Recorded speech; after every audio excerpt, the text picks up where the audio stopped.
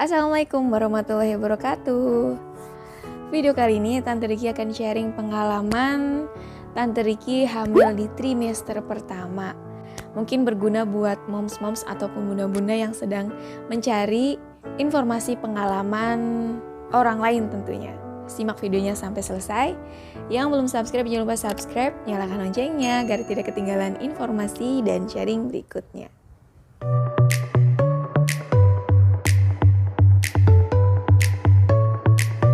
Video kali ini khusus Tante Riki membahas tentang pengalaman hamil di trimester pertama. Dari mulai bulan Maret, April sampai Mei ya teman-teman. Apa aja sih yang Tante Riki keluhkan sebelum dan sesudah Tante Riki dinyatakan hamil sampai memasuki trimester pertama ini. Karena pasti keluhan dan pengalaman setiap moms-moms ataupun bunda-bunda itu berbeda-beda ya.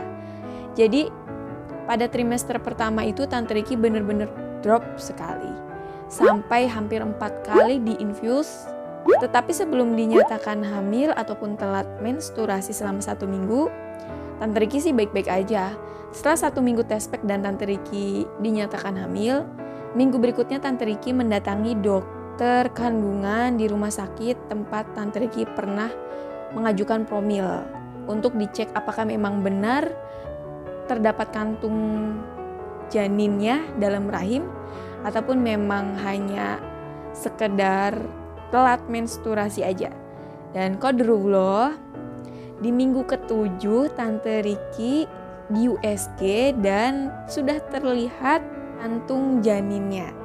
Jadi alhamdulillah sekali dengan diagnosa tubanon paten sebelah kanan dan masih ada hidrosalping di panggul, Tante Riki berhasil hamil qadarullah dan alhamdulillah dinyatakan sehat dan sembuh dari segala infeksi dan keluhan yang pernah Tante Riki rasakan.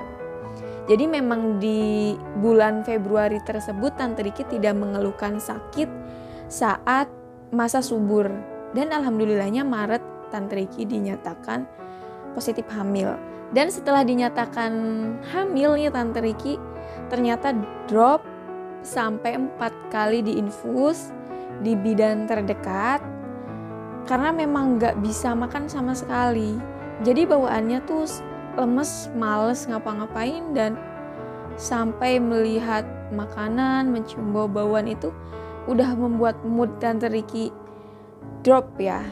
Dan seharian Tante Riki bisa sampai muntah itu 5-6 kali. Jadi udah gak ada cairan sama sekali, gak ada kekuatan sama sekali untuk Tante Riki beraktivitas, makanya diinfus. Setelah diinfus ya membaik, tapi setelahnya drop lagi.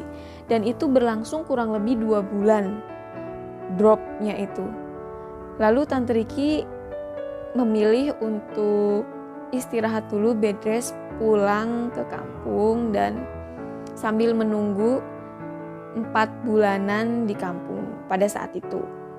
Dan alhamdulillah setelah melewati trimester pertama Tante Riki mulai membaik untuk indera penciuman saat mencium bau-bauan dan mulai makan banyak dan sampai hari ini.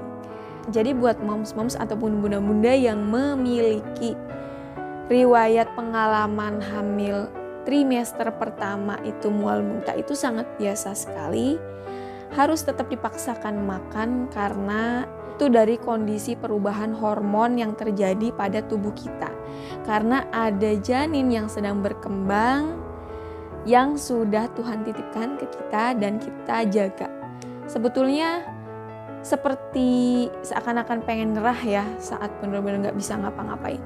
Tapi ingat perjuangan 2 tahun ingin hamil, jadi semangat lagi untuk makan walaupun sedikit, minum walaupun 1 teguk itu harus banget dipaksakan. Dan perkara hamil itu gak mudah ya teman-teman. Jadi buat teman-teman yang masih berjuang untuk mendapatkan 2 garis merah setelah teman-teman dinyatakan hamil, jangan menyerah saat teman-teman mendapatkan kendala-kendala yang seperti tadi Tante Riki jelaskan, karena memang itulah salah satu ladang pahala seorang ibu saat mengandung dan diberikan kepercayaan oleh Tuhan. Jadi nikmati aja teman-teman, masa-masa itu akan terlewat dan sekarang Tante Ricky sedang merasakan lagi banyak makan dan mood sudah kembali normal. Hanya saja memang udah agak terasa berat, dan tetap semangat buat moms-moms yang sedang berjuang mendapatkan 2 garis merah.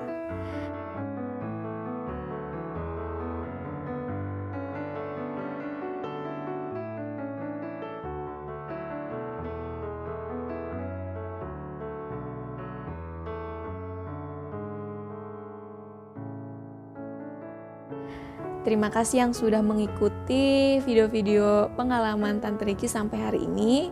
Semoga videonya bermanfaat. Jika ada pertanyaan mengenai tuban non paten ataupun hidrosalping dari pengalaman Tante Ricky, teman-teman bisa DM ke Instagram Tante Ricky ataupun bisa tuliskan di kolom komentar.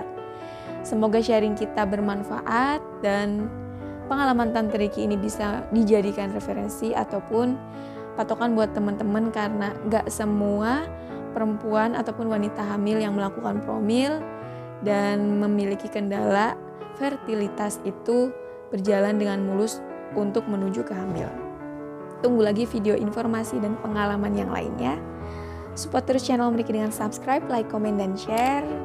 Jangan lupa follow Instagram Tante Ricky ya. Assalamualaikum warahmatullahi wabarakatuh.